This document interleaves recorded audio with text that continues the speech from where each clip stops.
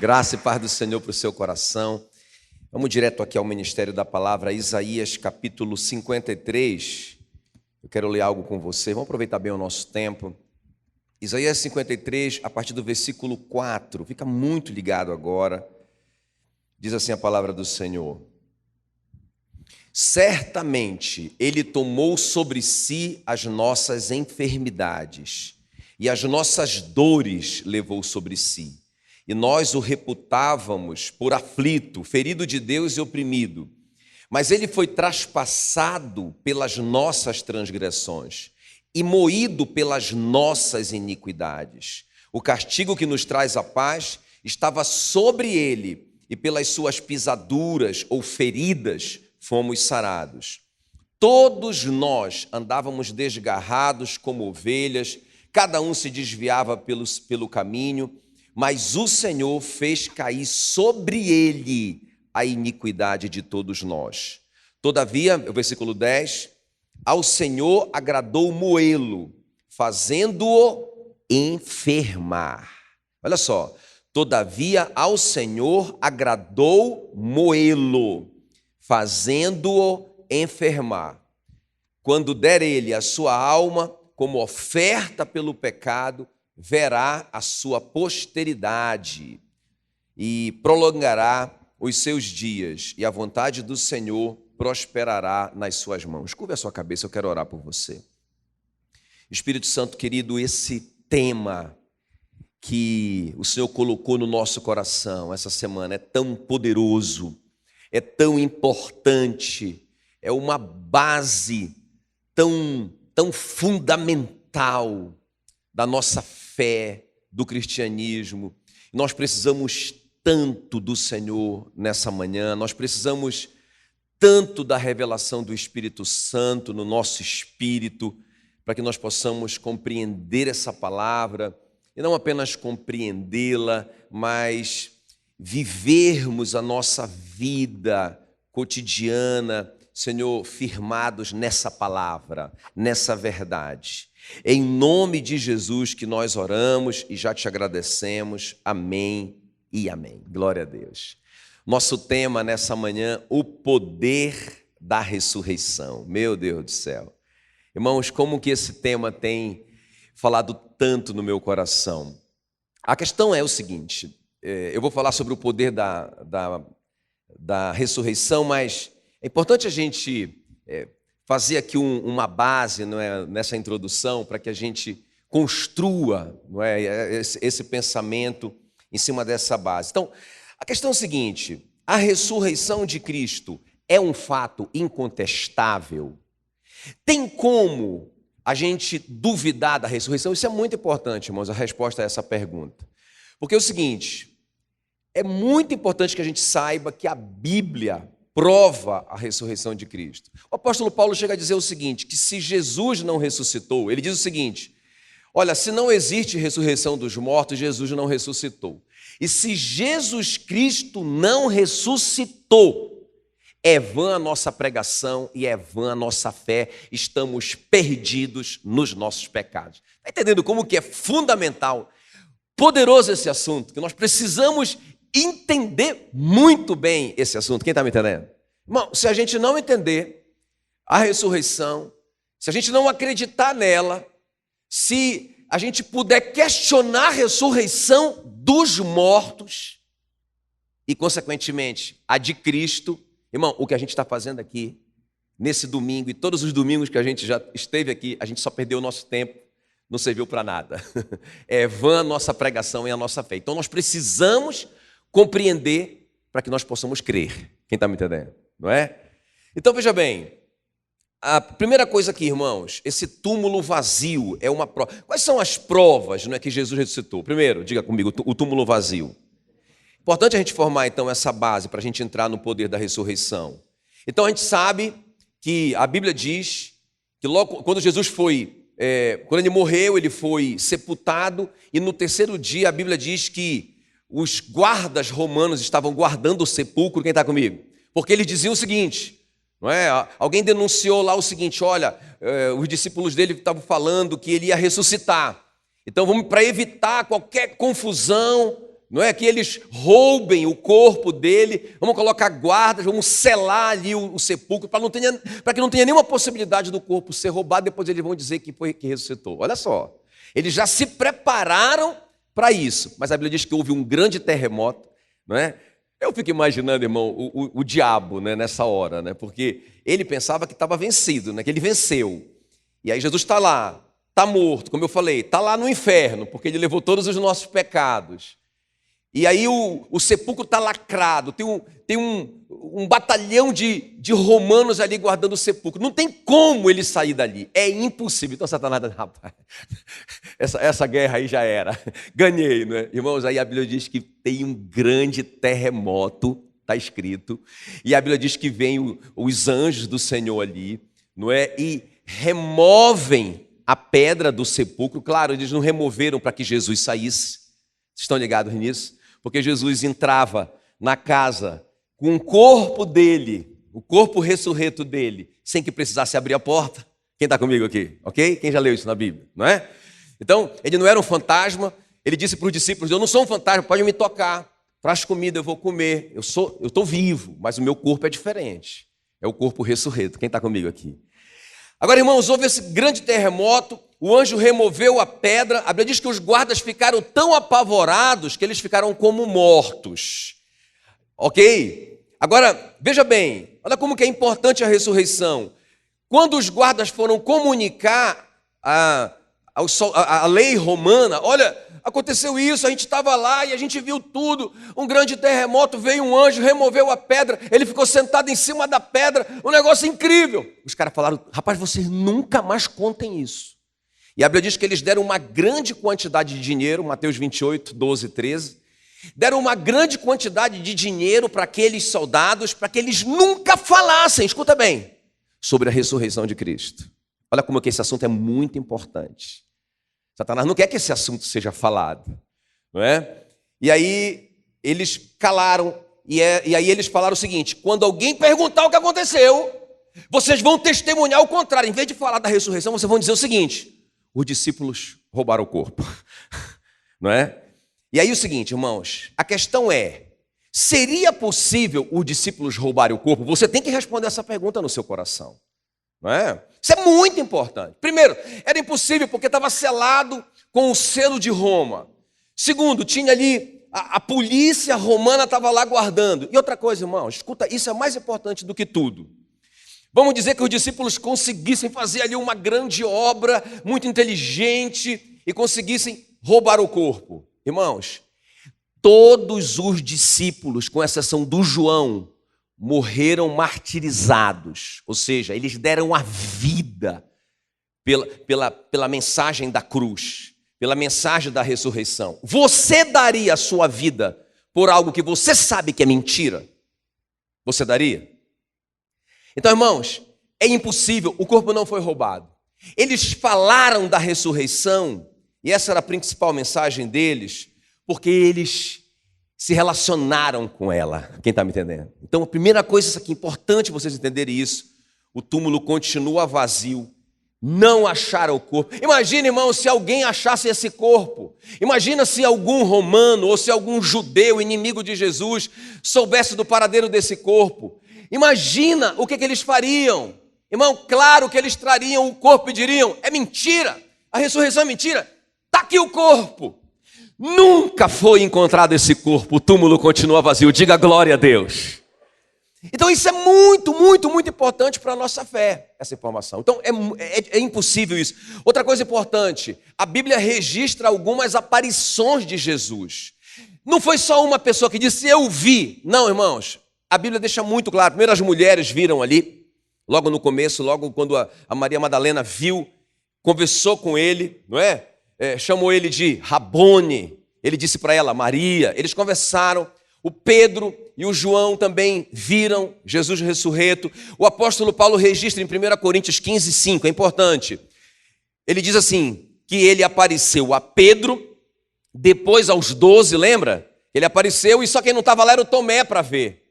Quando o Tomé chegou, eles disseram: Jesus esteve com a gente, ele ressuscitou, ele está vivo, não um fantasma. Não a alma dele, mas o corpo dele. Aí foi o que o Tomé disse: Foi o que Tomé disse.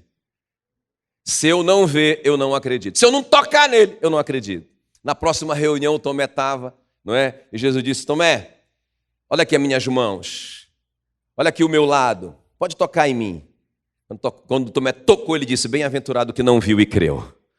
Muito importante, aquele que não viu, como nós não vimos, o Jesus ressurreto, homem, mas nós cremos. Bem-aventurado, felizes. E nós vamos entender por quê. Agora, olha o que o apóstolo Paulo está dizendo. Então ele apareceu a essas pessoas. No versículo 6 ele diz, depois ele foi visto por mais de 500 irmãos de uma só vez, dos quais a maioria sobrevive até agora. Só alguns morreram. Essa informação é muito importante, porque quando Paulo está falando isso, essas 500 testemunhas, ou quase todas elas, estão vivas. Imagina eu falando uma coisa aqui. Eu estou falando uma coisa aqui, não é? Afirmando que é verdade, e eu digo assim, algumas pessoas viram. Olha, está aqui. Todas essas pessoas desse lado aqui viram o que eu vi. Elas estão aqui vendo. Elas estão aqui me ouvindo. Se eu falar algo que não seja verdadeiro, alguém vai levantar a mão e dizer, não, pastor, não é isso. O senhor não está falando a verdade. Então, quando o apóstolo Paulo diz, 500 pessoas viram o que eu estou testemunhando, que Jesus Cristo ressuscitou, eles viram o Jesus ressurreto. É como se ele estivesse perguntando para esses 500, não é verdade? Ninguém se levantou e se manifestou e disse que não era verdade. 500 irmãos viram. Quem está me entendendo? Diga, Jesus ressuscitou. Outra coisa, irmãos, que é uma prova cabal da ressurreição de Jesus, é o que aconteceu na vida dos discípulos. Vocês lembram que os discípulos já eram tão apavorados? Em João 20:19, fala que ao cair da tarde, daquele dia, o primeiro dia da semana era um domingo, o culto ao Senhor, as portas estavam trancadas e eles estavam com medo dos judeus. Olha só, quer dizer, olha como que esses caras viviam apavorados.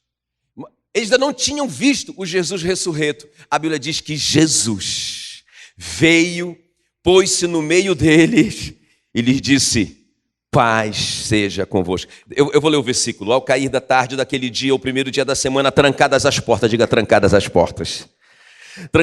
Trancadas as portas da casa onde estavam os discípulos, com medo dos judeus. Veio Jesus, pôs-se no meio deles e disse, paz.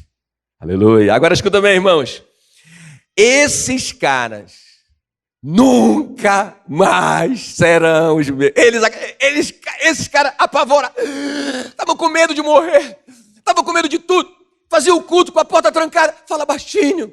Irmãos, esses homens, depois que eles viram Jesus ressurreto, eles se transformam em pessoas totalmente corajosas. O apóstolo Pedro prega a ressurreição de Cristo, por causa dela ele foi preso. E o anjo libera ele volta para um lugar, prega de novo, os caras falam para ele, a gente já não te ordenou que você não pode falar isso. E ele disse, é melhor obedecer a Deus do que os homens. Ele mudou. Quem está me entendendo?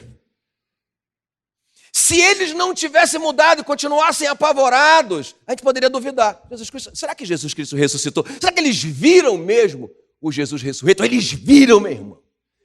E eles estão tão tranquilos, eles estão pensando assim, se ele ressuscitou, e ele é um homem, o corpo dele ressuscitou, a gente também vai ressuscitar. Por que a gente vai ficar com medo da morte? Quem está me entendendo? Era isso para a gente pensar. Irmão, alguém que crê na ressurreição. Você sabe que a Bíblia diz que vão ressuscitar os justos e os injustos. Você já sabe disso, não é? Para aqueles dois julgamentos, né? O julgamento dos ímpios, que a gente não vai participar, e o julgamento do justo, que é sobre a gente receber os galardões. Todos nós vamos ressuscitar. Quem está me entendendo? Não vamos ressuscitar assim, ó, a nossa alma flutuando. Não, a Bíblia diz que os nossos corpos, só que a gente vai voltar com o corpo glorificado. Shurabaralacata, não é? Todo mundo sarado, todo mundo bonito, todo mundo capaz de voar, todo mundo capaz de atravessar a parede, todo mundo super-herói. Diga glória a Deus. Todo mundo com visão raio-x, vai ser top. Aí, irmãos, se a gente cresce nisso, ninguém estava apavorado com a morte. Entende? Depois que Jesus ressuscitou, irmãos, a morte virou só uma passagem. Quem está me entendendo? não é? Antes da gente saber disso, a morte era um monstro terrível e invencível. Mas agora, irmãos, é só um túnel que a gente passa e chega do outro lado com o corpo glorificado. Ninguém tem medo. O crente não pode ter medo de morrer. Quem está me entendendo? Isso não quer dizer que a gente vai correr riscos e a gente vai pular do prédio, igual o diabo falou para Jesus: pula daí se tu crê mesmo. Ele disse: eu não vou tentar o meu Deus. Tenho uma missão aqui, camarada. Não é? Então, mas a gente não tem que viver apavorado. Então esses caras mudaram completamente. O Pedro, meu irmão, ele arrisca a vida dele. Quando Pedro foi ser crucificado, isso não está na Bíblia, mas está na história da igreja, não é? Os caras iam crucificá-lo. Ele disse: eu não sou digno de morrer como o meu Senhor. Por favor, não façam isso comigo. Os caras viraram ele de cabeça para baixo, tá bom. Ou seja, irmão, esse cara é outro. Quem acredita na ressurreição perde o medo. Não é? Outra prova da ressurreição é o que os apóstolos pregavam. Irmão, leia a sua Bíblia. Leia o livro de Atos, eles pregando. Não tem nenhuma, eu te desafio. Vê lá no livro de Atos uma pregação, não é? Tem várias pregações ali, algumas pregações do Pedro, muitas pregações do apóstolo Paulo. Irmão, não existe nenhuma pregação em Atos que a base não seja a ressurreição. Todos eles pregavam sobre a ressurreição o tempo todo. Por isso que é tão importante, olha só, 1 Coríntios 15, 14. O apóstolo Paulo diz então: se Jesus Cristo não ressuscitou, é vã a nossa pregação, é vã a nossa fé, nós estamos todos perdidos em pecados, a gente está, não tem solução para a gente. Quem está me entendendo? Então, irmãos, olha só como é importante a pregação, é importante a gente entender isso. A pregação dos apóstolos mostra que Jesus ressuscitou. Atos 17, 18 fala que Paulo em Atenas pregava a Jesus e a ressurreição. Romanos 10, 9 é a base da nossa salvação. Fala que se com a tua boca confessares Jesus como Senhor e em teu coração creres que Deus o ressuscitou dentre os mortos, serás salvo. Não é só confessar Jesus como meu Senhor. Eu aceito Jesus como meu Senhor e Salvador. Não. Junto com isso, você tem que crer no seu coração, não pode ter nenhuma dúvida que Jesus o ressuscitou dentre os mortos. Essa era a pregação da igreja primitiva. 1 Coríntios 15, 3 diz: antes de tudo vos entreguei. O que o apóstolo Paulo entregava? O que também eu recebi. Ou seja, ele está dizendo assim: o que eu vou pregar para vocês é o que pregaram para mim. O que ele pregava? O que ele recebeu antes disso?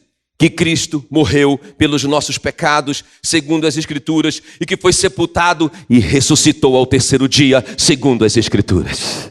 Era essa pregação da igreja primitiva. Atos 4,33 diz: com grande poder, não só o apóstolo Paulo, mas todos os apóstolos davam testemunho da ressurreição do Senhor Jesus Cristo.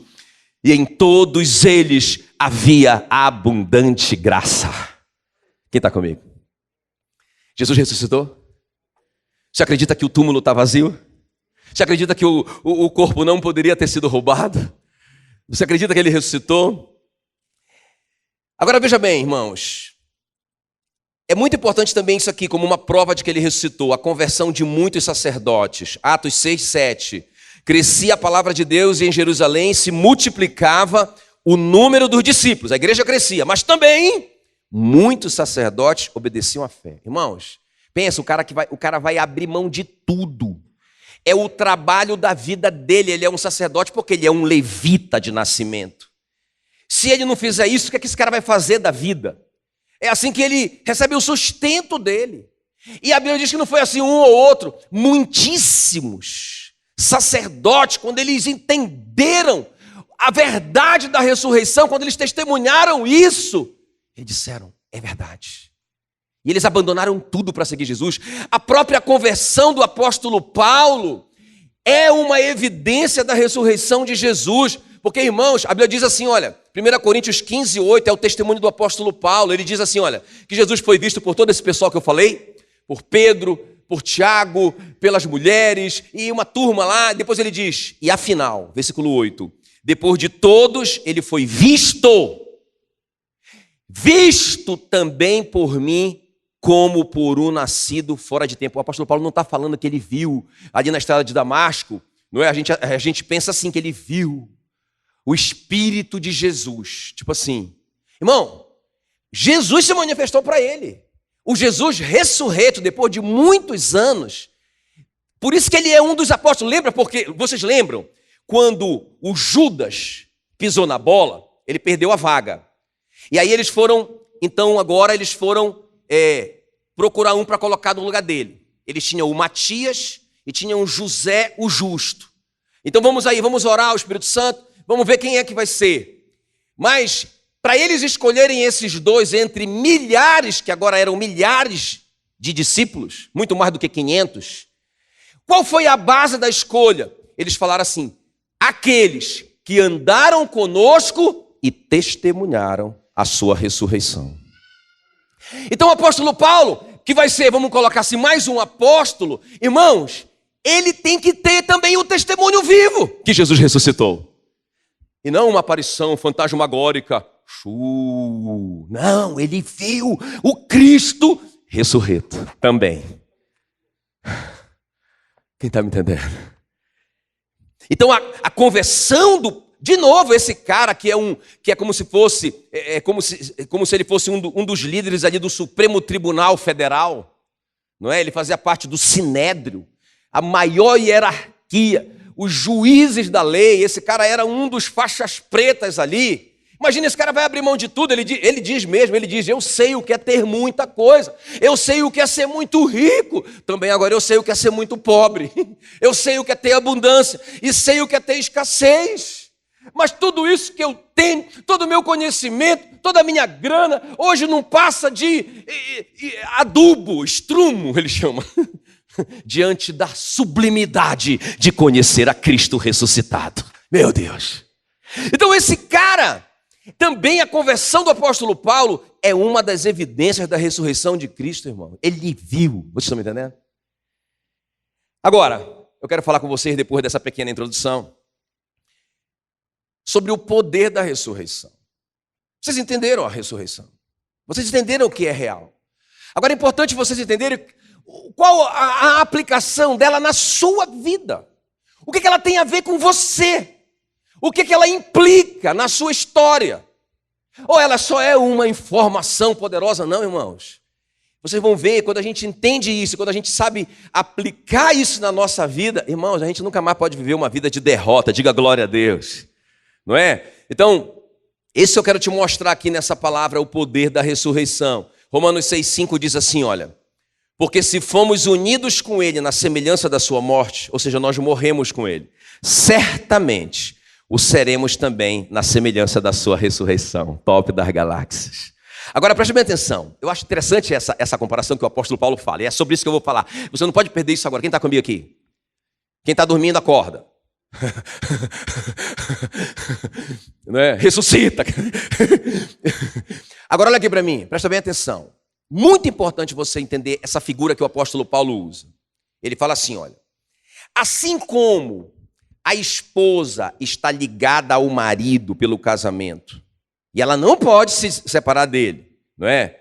Se ela casar com outra, ele está falando isso em Romanos 7, se ela casar com outro, o apóstolo Paulo diz que o nome disso é adultério. Não pode. Mas se ele morrer, se morrer o marido, ela está livre para casar com outro. Agora, olha como que ele vai usar essa ilustração. Ele vai dizer assim, olha, assim vocês, meus irmãos, Romanos 7,4. Assim, meus irmãos, também vós morrestes relativamente à lei. Então nós, assim como uma mulher, quando ela se separa do marido espiritualmente quando ele morre, agora ela está livre para casar com outro. Assim vocês, relativamente à lei, não é? Vocês morreram por meio do corpo de Jesus Cristo. Para quê? Para pertencer ao outro. Não é? A saber, aquele que ressuscitou dentre os mortos, a fim de que frutifiquemos para Deus. O que é que eu vou te mostrar hoje aqui? O que é que a ressurreição fez com você e comigo? Do que ela nos separou quando nós morremos com Cristo? Quem morreu com Cristo aqui? Quem morreu com Cristo? Só os que morreram com Cristo, não é? Então, quando você morreu com Cristo, lá no batismo, quando você ressuscitou com Ele, vocês estão entendendo que vocês foram separados de algumas coisas. Assim como a mulher é separada do marido pela morte, não é? Assim como Cristo foi separado de várias coisas, é isso que nós vamos ver. A morte, por exemplo, não tem mais poder sobre Cristo. Por quê? Porque ele foi separado. Quando ele morreu e ele ressuscitou, a morte não pode mais pegar ele, mas também não pode mais pegar a gente vai ver. Amém, queridos? Então, irmãos, é isso que eu vou te mostrar. O que a ressurreição fez com você? O que a ressurreição fez comigo? O que o poder da ressurreição tem a ver comigo e com você? Quem está pronto? Quem está pronto? Vocês já entenderam? Então vamos lá. Então a primeira coisa aqui, irmãos, o poder da ressurreição, ele nos dá vitória contra a doença. Diga glória a Deus. Aleluia. Vamos entender isso na palavra, não é? Então a gente vai voltar para aquele nosso texto que a gente leu no começo, Isaías 53. A gente vai estudar esse texto aqui, Isaías 53. Só por curiosidade, e é importante essa informação, Isaías foi escrito 700 anos antes de Jesus nascer. É fantástico quando a gente lê o capítulo 53 e vários capítulos, né, de Isaías, porque ele é chamado o profeta messiânico. Ele vai falar do Messias. Quando a gente lê Isaías 53, a impressão que a gente tem é que o Isaías viu tudo. Que ele viu, que ele esteve com Jesus, que ele presenciou toda a perseguição, a morte, a ressurreição. É como se ele tivesse presenciado tudo. 700 anos antes. Então é muito importante isso. Vamos ver comigo então. Então a primeira coisa, gente, a ressurreição, não é? Quando a gente morre, a gente se separa de um monte de coisa lá, certo? Quando a gente ressuscita, essas coisas que ficaram lá não podem mais pegar a gente. Diga glória a Deus. A primeira coisa é a doença. Você tem que entender isso. A doença perdeu o poder sobre você. Ah, pastor, mas por que eu fico doente? É isso que a gente tem que responder aqui. À luz da Bíblia. Quem está me entendendo? Calma, não fique com medo. Está tudo certo, está seguro. Isaías 53, 4 diz assim, olha. Certamente Ele tomou sobre si as nossas enfermidades e as nossas dores levou sobre si. Diga certamente. Irmão, é mentira? Deus pode mentir? O que está escrito aqui, depende do ponto de vista, pastor, depende da interpretação. Depende de alguma interpretação aqui? Irmão, o que está escrito aqui, preto no branco, é que certamente Ele tomou sobre si as nossas enfermidades e as nossas dores levou sobre si. Olha o que diz o versículo 5. Pelas suas pisaduras ou feridas, os ferimentos que Ele recebeu ali, nós fomos sarados. Amém, queridos? Olha o versículo 10. Todavia ao Senhor, não é porque o Deus estava castigando os pecados da humanidade em Cristo, não é? Jesus, vocês já entenderam isso em outras palavras que eu dei aqui, que Ele nos substituiu, não é? Por isso que nós nos ligamos com Ele, por isso que nós nos tornamos um com Ele, para que Ele pudesse nos substituir lá na cruz. Então Ele está levando as nossas enfermidades, Ele está levando as nossas dores, pelos ferimentos dele nós estamos sendo curados. Olha o que diz o versículo 10. Ao Senhor agradou moê-lo, fazendo-o enfermar. Jesus ficou enfermo na cruz, sim ou não? Precisa de interpretação aqui. Irmãos, ele foi moído por... mas Deus teve prazer nisso? Não nisso. Qual era o prazer de Deus? Ele estava resolvendo o problema do pecado em nós. Quem está me entendendo? Isso é tremendo, né? Então o que acontece? Quando eu estou me unindo com Cristo, eu estou morrendo com Cristo, só que quando a gente ressuscita, nós e Cristo, a doença fica lá. Quem está me entendendo? Posso ouvir? Só um, glória a Deus, só um. Bem... Tremendo isso, né? Porque o que aconteceu? Nós recebemos uma nova natureza, não é? Quando Jesus ressuscitou, vocês estão entendendo que era uma nova natureza? Era uma nova natureza. Então a Bíblia diz que também nós recebemos esse zoe, essa vida de Deus. Agora olha o que aconteceu com relação à doença, depois da ressurreição de Cristo, que também nós ressuscitamos com ele. Olha o que aconteceu, Romanos 8:11. Se o Espírito daquele que ressuscitou Jesus dentre os mortos habita em você, só aqueles que creem que o Espírito Santo habita dentro de você, deixa eu ver, só os que creem, a maioria, glória a Deus. Olha o que diz, se o Espírito daquele que ressuscitou Jesus dentre os mortos habita em vocês, aquele que ressuscitou a Cristo dentre os mortos, é o Espírito Santo, também dará vida aos seus corpos mortais. Tem alguma dúvida? Tem alguma dúvida? Aos corpos, mais forte, aos corpos, diga assim, a esse corpo. É esse corpo que morre, não é? Ah, pastor, se o Espírito Santo habita dentro de mim, eu vou ter vida eterna. Meu espírito vai viver para sempre. Ele está falando isso. Ele não está falando isso. Ele está dizendo que se o Espírito Santo, o mesmo que ressuscitou Jesus dentre os mortos, ninguém precisou orar, irmãos, por Jesus. Jesus estava lá dentro da sepultura, lá dentro do sepulcro, aquela pedra gigantesca, calculada lá, 2 toneladas, eram aquelas pedras que fechavam o sepulcro, lacradas, não é, com argamassa para sempre, não era para abrir nunca mais. Jesus estava ali dentro, ninguém foi lá fora e disse, Jesus, vem para fora, como ele fez com Lázaro. Mas o Espírito Santo levantou ele dali. Amém, queridos?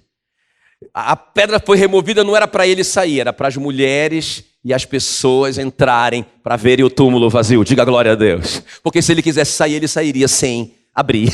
Aleluia. Agora, é muito tremendo isso. Porque, irmãos, veja bem.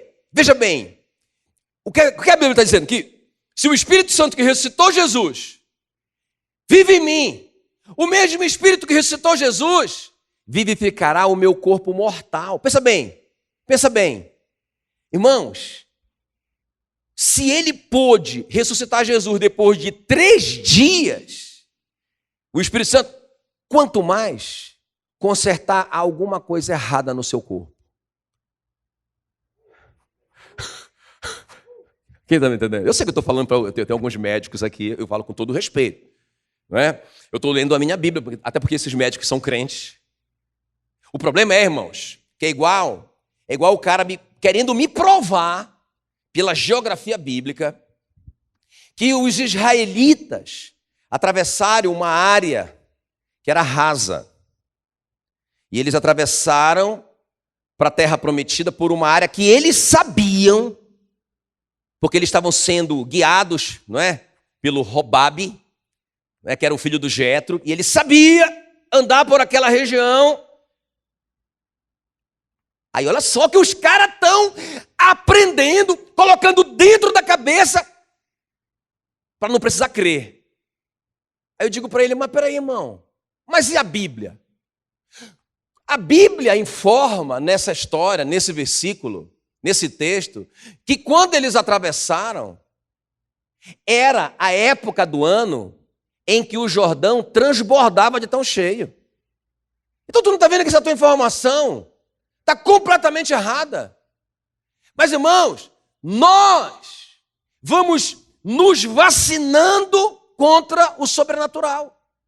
Porque é muito difícil para o homem, para o ser humano, para o homem natural, ter no sobrenatural. Na verdade, não é difícil, é impossível. Quem está me entendendo?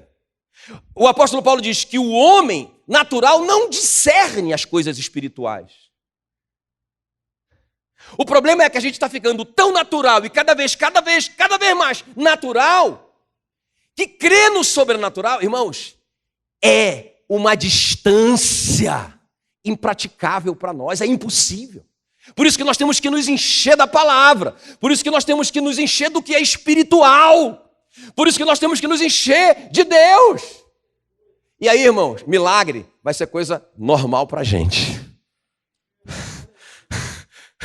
Quem está me entendendo? Você crê? Então, se habita em você o Espírito daquele que ressuscitou Jesus dentre os mortos, o mesmo Espírito dará vida aos seus corpos mortais por meio do Espírito Santo que habita em vocês. Aleluia. Olha o que diz Efésios 1:19.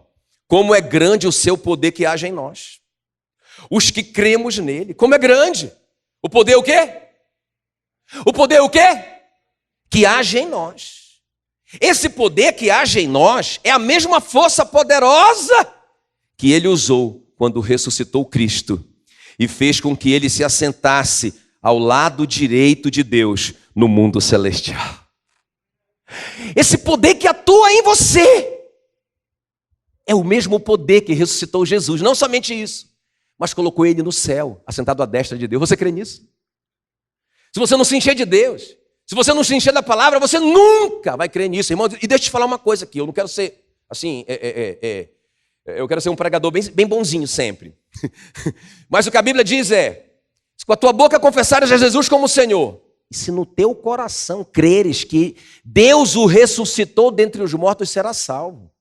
Se nós não nos enchermos do espiritual, jamais nós vamos crer numa ressurreição. Jamais. E sem isso, nós não somos salvos. Quem está me entendendo?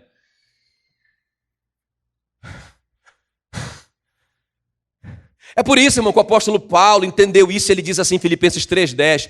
Tudo o que eu quero é conhecer a Cristo e sentir em mim o poder da sua ressurreição. Acho lindo isso. Ou seja, a ressurreição de Cristo não vai ficar só na minha mente ou só como um conhecimento espiritual. Não. Eu quero que a ressurreição de Cristo tenha uma atuação na minha vida aqui e agora.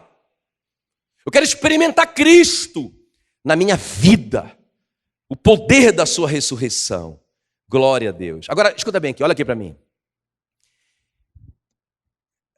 A doença, apesar de ser no corpo, presta bem atenção no que eu vou te falar, escuta bem, para você não perder isso. Eu vou te mostrar na Bíblia. Apesar da doença ser no corpo, ela é algo espiritual. Quem sabia disso? Eu vou te mostrar. Lucas 13:11 fala que veio ali uma mulher possessa de um espírito de enfermidade. Diga, espírito de enfermidade. Havia já 18 anos, ela andava encurvada, ela era corcunda, sem de modo algum poder endireitar-se. Estava presa. Versículo 12, vendo-a Jesus, chamou-a e disse-lhe, mulher, estás livre da tua enfermidade. Quem está comigo aqui? Irmãos, os fariseus ficaram doidos. Porque era sábado. Vocês têm outros dias para fazer essas coisas. Por que vocês fizeram isso? É sábado. Aí olha a resposta de Jesus. Como que eu não colocaria em liberdade esta filha de Abraão, que há 18 anos Satanás a tem escravizado com essa doença?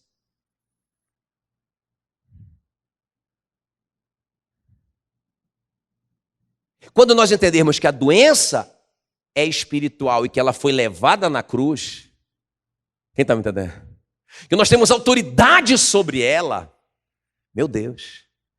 Ei, pastor, mas aí o senhor vai criar problema, você está criando problema aqui com os médicos. Não, irmãos, a igreja entende isso, mas tem muita gente lá fora que ainda não entende. Na verdade, nem a igreja ainda entende. Nem a igreja ainda entende que a doença é espiritual. Olha o que fala Atos 10:38. Deus ungiu a Jesus de Nazaré com o Espírito Santo e com poder, o qual andou por toda parte, fazendo o bem e curando a todos os oprimidos do diabo. Não, peraí, deve estar errado. Essa tradução está errada. Como assim? Curando o oprimido? Não seria libertando o oprimido do diabo? Curando, porque a doença é espiritual. Satanás estava oprimindo aquelas pessoas com doenças, e Jesus, olha só, cheio do Espírito Santo, andou por toda parte, fazendo bem e curando a todos os oprimidos do diabo, porque Deus era com ele, aleluia. Quem está me entendendo? Irmão, se a doença é espiritual, o remédio é espiritual. Qual é o remédio? É a palavra, está aqui, ó, Salmo 107:20. Enviou-lhes a sua palavra e os sarou, e os livrou do que lhes era mortal. Se você sabe na palavra que ele levou suas enfermidades, que pelas suas chagas você foi curado, que Deus o fez enfermar para que você fosse curado, que quando você morreu com Cristo, ali a doença ficou. Quando vocês ressuscitaram, a doença ficou lá, meu irmão. Ela é espiritual. Agora, o que é que Satanás está fazendo? Satanás está falando para você. Você vai ficar doente porque você pecou. Você vai ficar doente por causa disso. Você vai, porque você não merece. Você vai ficar doente. E você aceita isso. Nós não podemos aceitar a doença.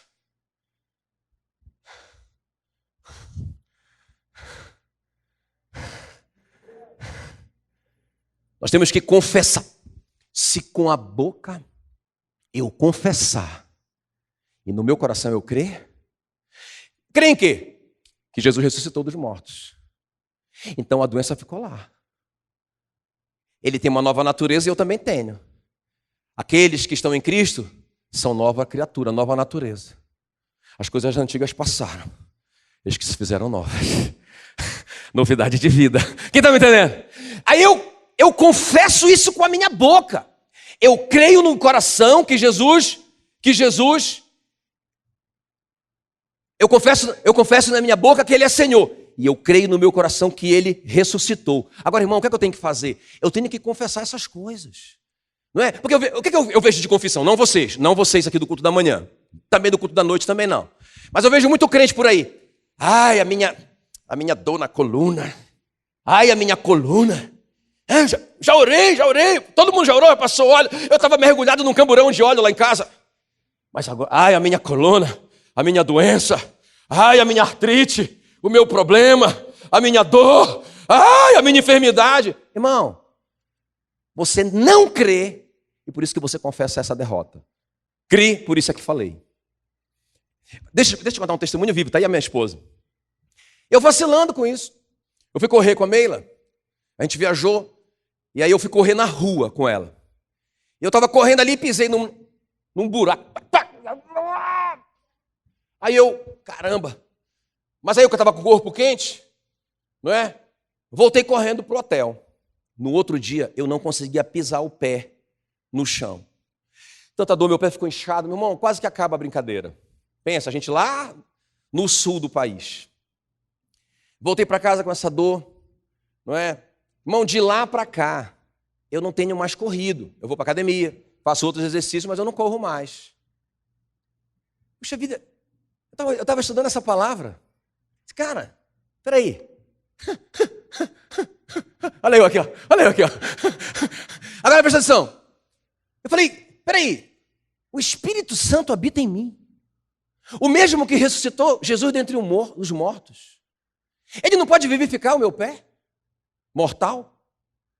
Peraí. Eu morri com Cristo. Quando eu ressuscitei, essa dor ficou lá. Porque Ele levou as enfermidades e as dores. Aí eu comecei a confessar isso, comecei a falar. Falei para a Meila assim, amor, a gente estava lendo até, né? A gente estava lendo. Eu coloquei, essa semana, eu coloquei a mão no meu pé e falei, em nome de Jesus, em nome de Jesus, eu tomo posse dessas promessas, e fui falando as promessas e tal. Amém. Falei, amor, amanhã sábado, nós vamos correr no César Mar.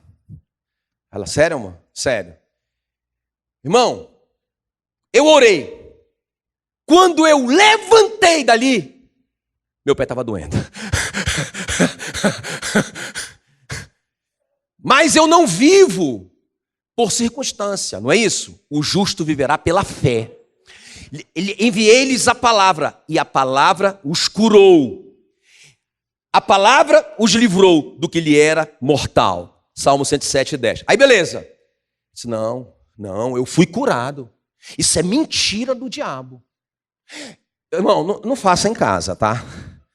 Só faça se você tiver uma direção do Espírito Santo como eu tive, tá? Quem tá me entendendo? Quem tá me entendendo? Pelo amor de Deus. Doutor, você ouviu? Né? Você ouviu? Eu fiz porque eu tinha uma direção do Espírito Santo. Meu irmão, meu pé estava doendo. Disse, não, eu estou curado. A Bíblia diz que eu estou curado porque eu estou curado. Não é? No outro dia, eu acordei, irmão. Quando eu coloquei o pé no chão, estava doendo. E estava doendo muito. Eu disse, não. A Mila disse, amor, tem certeza? Tenho.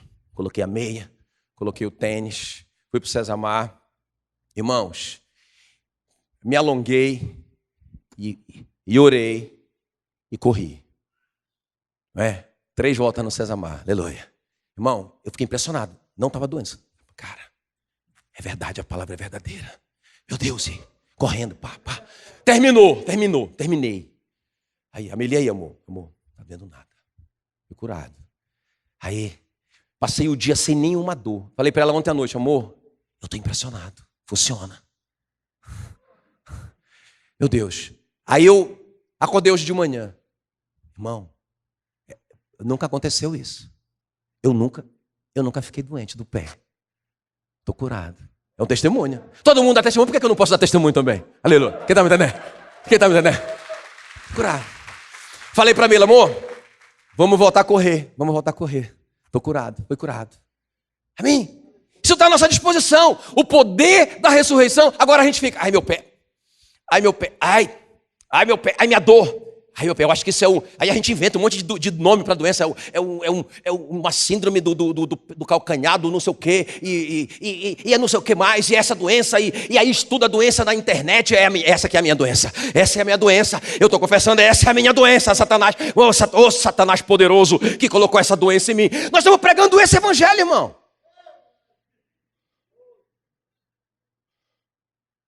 O evangelho do Satanás. E não o evangelho de Cristo. Quem está me entendendo? Bora avançar mais um pouquinho. Eu vou ver se eu consigo pelo menos mais um ponto.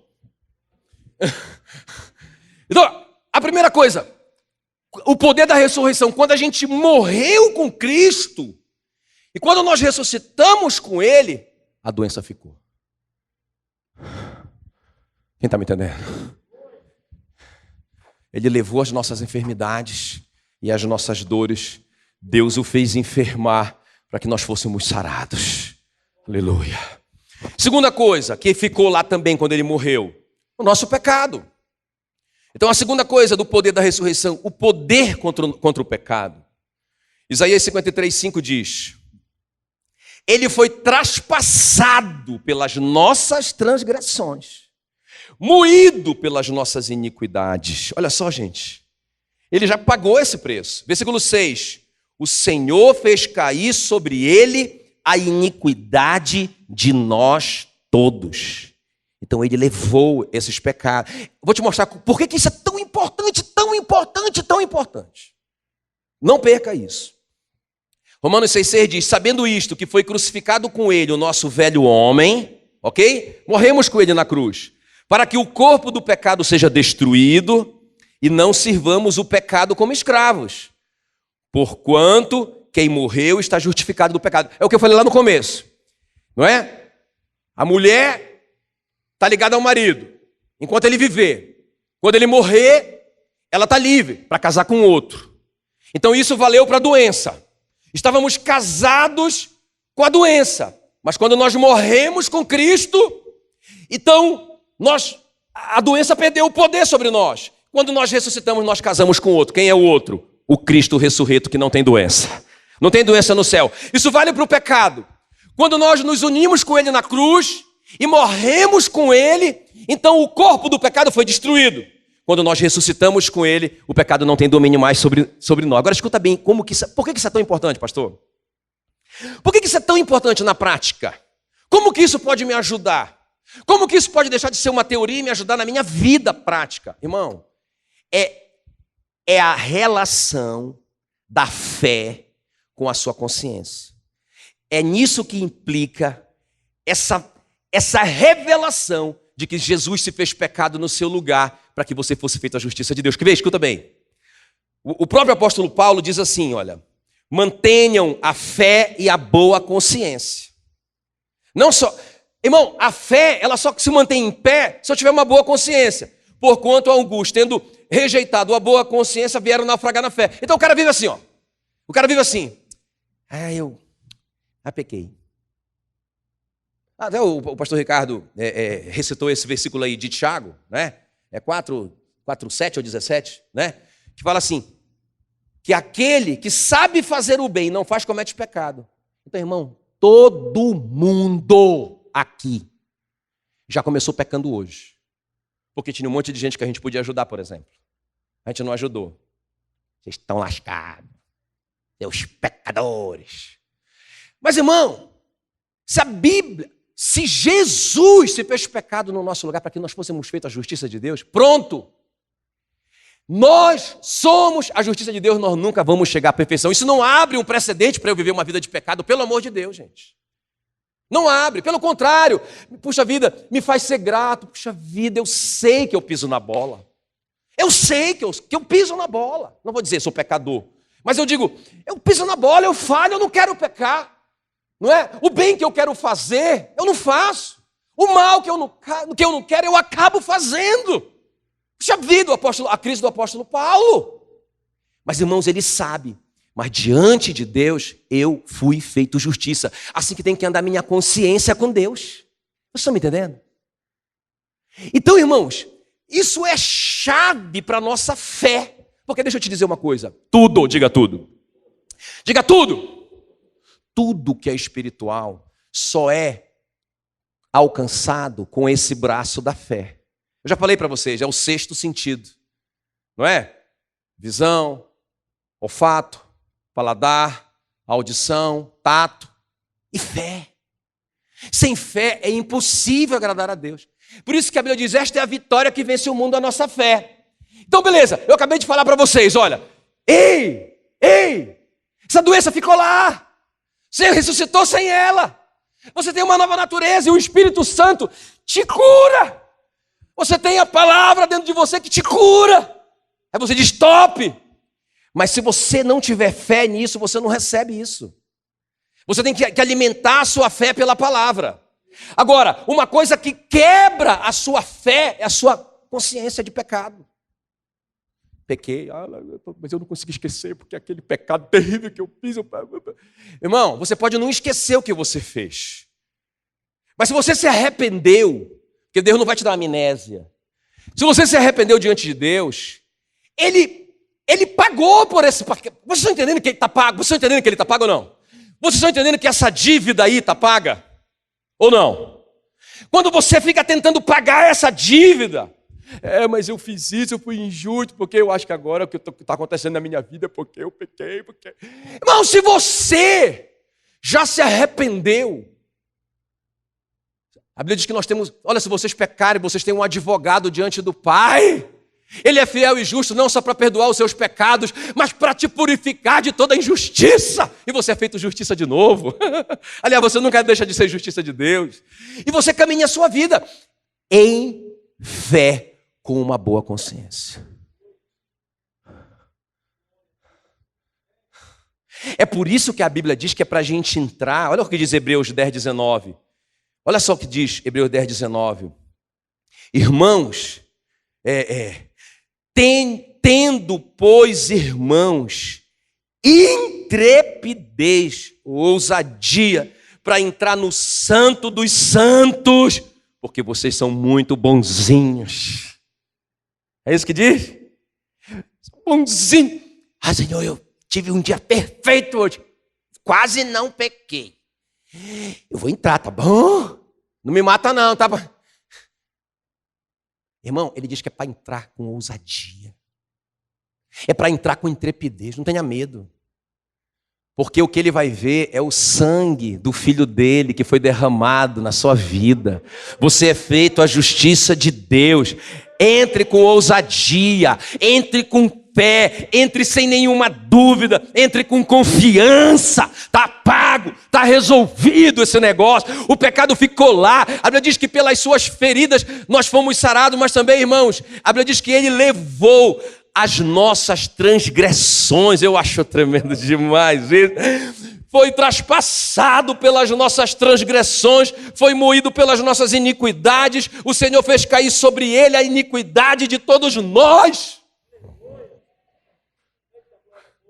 Então por que eu vou pegar um negócio que não é mais meu? Quem morreu com Cristo? Morri com ele. Crucificado com Cristo. Morri. Aí, eu ressuscito. Lá vem eu. Olha eu. Fica ligado. Quem está comigo? Quem está comigo? Olha eu morrendo com Cristo. Bote a foto. Morri. Aí eu vou ser sepultado juntamente com ele. Fui sepultado. Aí Jesus Cristo, terceiro dia. Deus diz, ele não pode ficar aí. Ele é um homem justo, ele não tem pecado, ele tem que sair. Vem! Aí eu vou com o grito. Ressuscitei com o grito, diga glória a Deus. Aí muito crente fala assim, peraí, Cristo. Peraí, meu pecado, calma. Calma, meu pecadinho de estimação. Agora bora. Aí lá vai o Cristo com o fardo dele. O Cristo não, né? O irmão com o fardinho dele, de culpa pelos pecados dele, seguir a Cristo. Irmão, parece engraçado, mas é isso que eu tenho visto por toda a minha vida na igreja do Senhor Jesus. Um monte de crente com seu fardinho de culpa pelos seus pecados. O outro diz assim, peraí. Calma, Jesus, meu reumatismo. O meu coronga.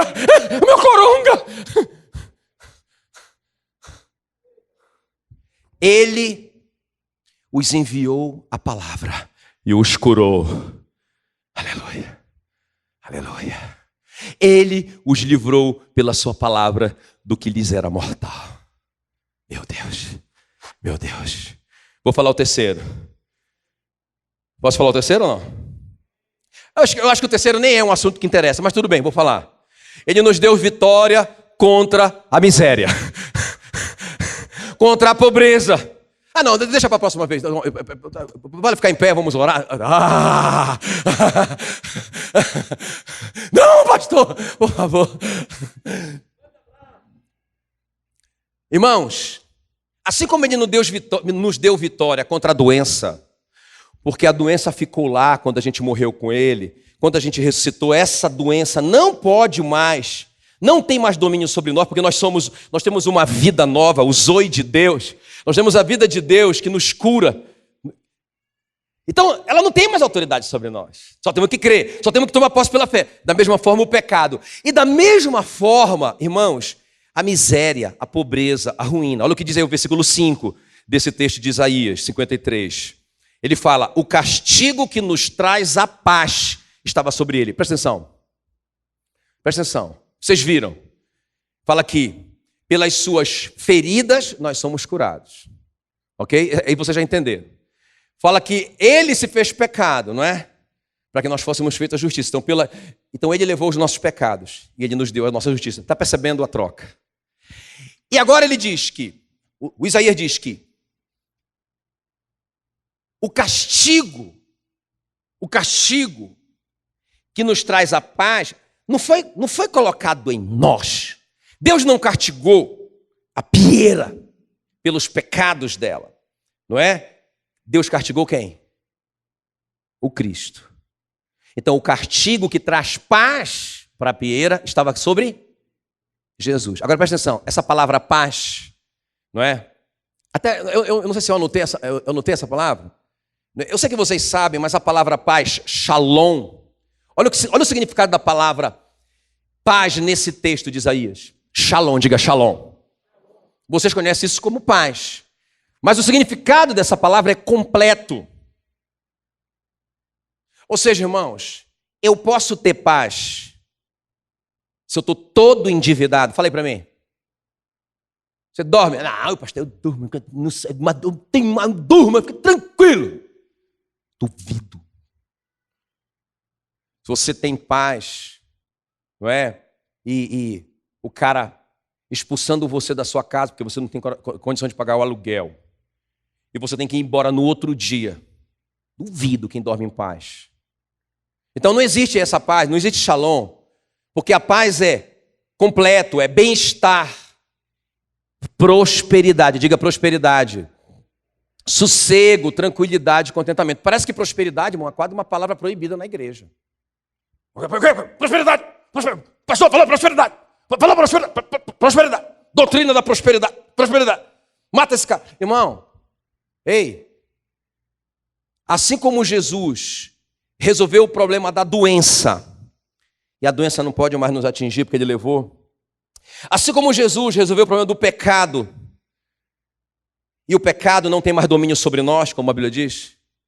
Da mesma forma, irmãos, o castigo que estava sobre Jesus nos trouxe paz e prosperidade hoje. Você acredita nisso?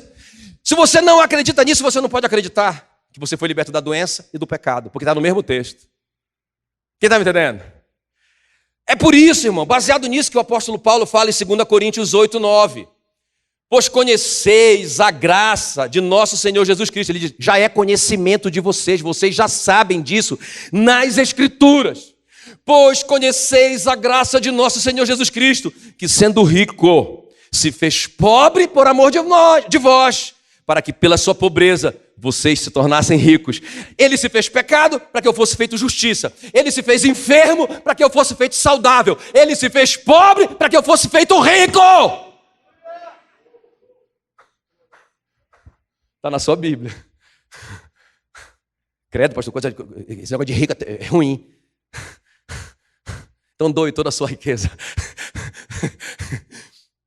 Isso é uma bênção. Isso é uma bênção, irmãos.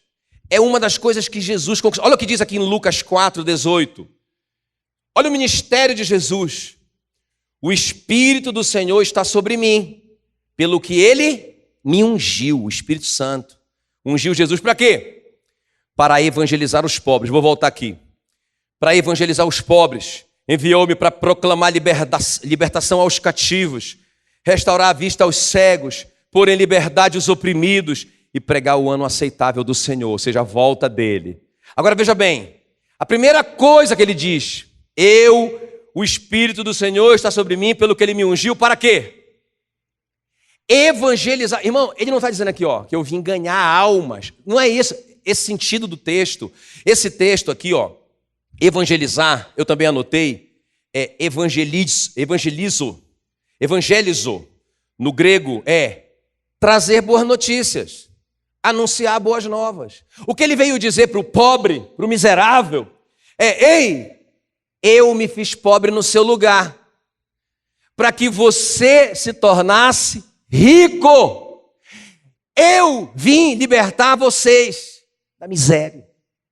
É isso que ele faz, é isso que ele está dizendo. Eu vim evangelizar, eu vim dar uma boa notícia. Porque, irmão, veja bem, vocês acreditam que Jesus... Olha aqui, ó, vamos definir, vamos fechar aqui assim, ó. Essas três coisas que eu falei, com relação à doença, com relação ao pecado e com relação à miséria. Se você avaliar o ministério de Jesus, você vai ver ele trabalhando o tempo todo nisso aqui. Por exemplo, você vai ver ele, eu li no começo, ele andando por todos os lugares, não é? E curando as pessoas, não é? Das opressões do diabo. Eu mostrei para vocês. E vocês vão ver Jesus curando muitos enfermos. Quem está comigo? Quem já viu? A mulher enferma. Que mais? Que mais? Fala aí para mim. Me ajuda. O cego Bartimeu, não é? O paralítico, não é? Aquela mulher com fluxo de sangue e tal. Irmão, por que ele fez isso? Ah, que pena, porque Jesus fez isso lá atrás. Agora, meu irmão, ele não está mais aqui. E agora? Nós continuamos a obra dele. Ele, a cabeça, subiu. Nós somos o corpo. Ele deixou a autoridade para a igreja continuar a obra dele de curar os enfermos. Quem está me entendendo?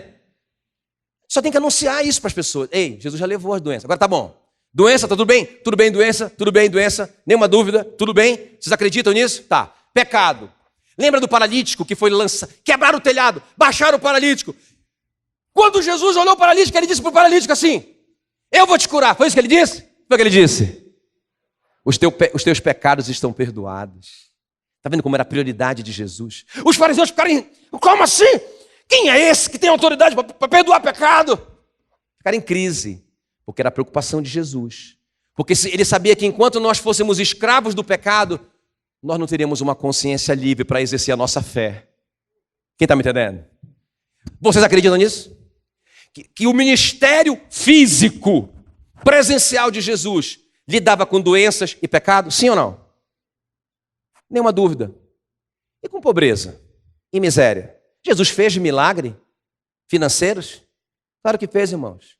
Ele multiplicou os pães, pessoas estavam lá desmaiando de fome, não tinham condição de ficar ali para ouvir o evangelho, porque estavam com fome. Ele podia dizer, os discípulos deram um conselho, manda eles irem embora, que eles vão se virar pelo caminho, eles vão conseguir comida. Ele disse, não, eu vim para evangelizar ou para dar boas notícias para o pobre. E aí Jesus fez um grande milagre e alimentou 5.000 homens, fora mulheres e crianças. O apóstolo Pedro em crise para pagar os impostos. Jesus fez outro milagre. Vá pescar dentro do peixe, vai ter o dinheiro para pagar o meu imposto e o seu. Um casal em crise, porque estava acabando o vinho. Isso era terrível, isso era um péssimo sinal, um mau testemunho para a comunidade. A informação chegou na mãe de Jesus. Por isso que é bom a gente ter pessoas, né, que a gente pode se abrir. Não é? Às vezes tem gente sofrendo sozinho. Está sofrendo, mas não vou contar. Estou apertado aqui, estou para ser preso, mas não vou contar para ninguém. Conta mesmo. Conta que você vai ser ajudado. A Maria foi lá e intercedeu. Né? Intercedeu. E aí, irmãos, Jesus veio para isso. Ele resolveu o problema. Ele transformou a água em vinho. Resolveu o problema financeiro do casamento. Deixa eu falar uma coisa. Jesus vive. Então, irmão, coloque isso na sua cabeça. Assim como você tem direito de andar uma vida de saúde, claro que a gente tem que se cuidar. Lógico, irmão, isso é óbvio. Até porque a Bíblia manda fazer isso, né? Então, mas nós temos direito a essa saúde. E se entrou a enfermidade, irmãos, nós temos direito à cura. Aleluia! Nós temos direito a andar uma consciência pura diante de Deus. Meu passado já foi pregado na cruz. Eu estou livre. Consciência limpa para exercer a minha fé, para tomar posse de todas essas coisas. Mas também, irmãos, da mesma maneira que eu estou, quando eu morri e ressuscitei, eu deixei a doença. Deixei o pecado. Eu deixei a miséria. Eu deixei a ruína. Eu deixei a falência. Eu deixei a escassez. Essa palavra que eu disse para vocês, que Jesus disse, eu me fiz pobre para que você fosse rico, isso não é uma promessa. Ei, isso não é uma promessa, é um fato. Já aconteceu. Já falei para vocês. A diferença entre promessa e fato. Isso é um fato. Aqui não tem promessa nenhuma. É seu. Amém? Vamos ficar em pé em nome de Jesus. Claro, irmãos. Quantos têm direito à saúde? Olha aqui, olha, isso é importante a gente falar isso aqui. Ó. Olha aqui para mim. Quantos têm direito à saúde? Tá. Então eu vou testar, vou tomar um veneno, é assim? Eu vou testar, então, meu irmão. Para que malhar, para que me cuidar, para que comer saudável? É assim? Claro que não. Da mesma forma o pecado, olha aí, ó, olha aqui, ó. Estou livre do pecado. Estou livre do pecado? Então vou ver aquele filminho proibido. Isso está previsto na Bíblia. Está previsto, o apóstolo Paulo, se vocês pensarem assim, porque Deus é cheio de graça, porque Ele já me libertou do pecado, então eu vou pecar. Ele diz, aí vocês cometeram um pecado muito grande, tá? Ok? E da mesma forma, finanças. Então eu tenho direito à prosperidade, não é pecado? Não. Então eu vou gastar meu dinheiro irresponsavelmente? Não, a Bíblia diz, aquele que gasta tudo que ganha, não é? É insensato. Fala que o homem sábio, ele guarda, por isso que ele tem sempre em abundância. Existem princípios. Por exemplo, eu tenho promessa de prosperidade? Então beleza. Por que eu tenho que ser um dizimista? Porque, irmãos, para que você não se deixe dominar por essa sua velha natureza avarenta. Seja fiel. Seja debaixo de bênção. Você tem uma nova natureza, você tem o zoe de Deus. Você não é obrigado a ser dizimista, não, irmão. Ninguém é obrigado, você vai ser, se você tem o zoe de Deus na sua vida. Você não vai admitir não ser, porque você quer servir, porque você quer expandir o reino, porque você quer que outras pessoas alcancem o que você alcançou, e você sabe que tudo custa dinheiro, e você quer investir. Você não está aí calculando 10% do bruto ou do líquido. Irmão, pensa numa crise que eu nunca tive, do bruto ou do líquido. Irmão, eu particularmente, eu não vou falar porque eu não quero mas eu quero que vocês não fiquem presos nisso. Meu dízimo, 342,31 centavos. Redonda logo para 500, meu. Que você tem nova natureza. Quem está me entendendo? Coloque a mão no seu coração. Espírito Santo, querido, nós te amamos, Senhor. Obrigado por essa palavra. Obrigado porque o Senhor ressuscitou. Obrigado porque não tem nenhuma dúvida. Obrigado porque ficou muito claro. Obrigado, Senhor, porque não só ficou claro, mas também porque nós entendemos o que esse poder implica na nossa vida hoje. Quando o Senhor ressuscitou, aleluia, nós temos uma nova vida, uma nova natureza, a vida de Deus em nós, a doença não tem mais poder sobre nós, também o pecado também não tem, e a miséria também não tem. Obrigado por tudo que o Senhor conquistou por nós na cruz. E não teve nada a ver com a nossa obra, não teve nada a ver com o que nós fizemos ou possamos fazer, teve a ver com a tua graça, teve a ver com a tua misericórdia, teve a ver com o teu amor por nós, que nós nunca vamos conseguir entender. Por isso que nós dizemos 1.000.000 de vezes obrigado. Amém, amém. Deus abençoe. Em nome de Jesus. Uhul!